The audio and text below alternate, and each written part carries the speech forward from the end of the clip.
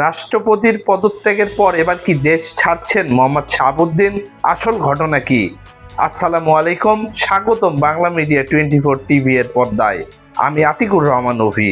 বাংলাদেশের রাজনীতিতে নতুন আলোচনার জন্ম দিয়েছে সাবেক রাষ্ট্রপতি মোহাম্মদ শাহাবুদ্দিনকে ঘিরে প্রকাশিত খবর।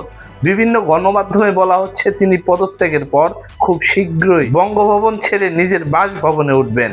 একই সঙ্গে সামাজিক যোগাযোগ মাধ্যমে ছড়িয়ে পড়েছে তিনি নাকি দেশও ছাড়তে পারেন। কিন্তু আসল ঘটনা কি?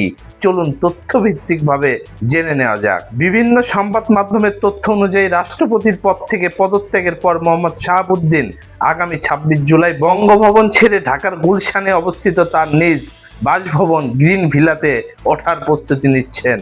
এদিকে কিছু গণমাধ্যমে প্রকাশিত প্রতিবেদনে বলা হয়েছে তিনি ভবিষ্যতে বিদেশ যেতে পারেন, তবে কবে যাবেন, কোন দেশে যাবেন বা দেশ ছাড়ার বিষয়ে সরকারিভাবে কোনো নিশ্চিত ঘোষণা এখনো দেওয়া হয়নি।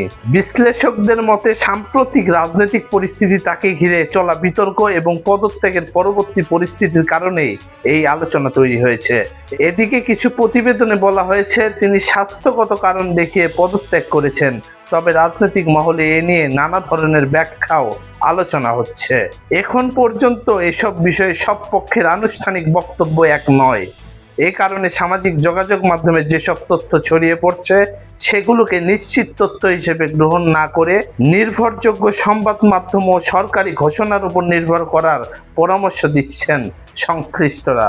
সব মিলিয়ে বলা যায় সাবেক রাষ্ট্রপতি মোহাম্মদ শাহাবুদ্দিনের পদত্যাগ নিশ্চিত এবং তিনি বঙ্গভবন ছেড়ে নিজ বাসায় যাওয়ার প্রস্তুতি নিচ্ছেন। তবে তিনি যে কোনো মুহূর্তে দেশ ছেড়ে যাচ্ছেন এমন দাবি এখনো সরকারিভাবে নিশ্চিত হয়নি।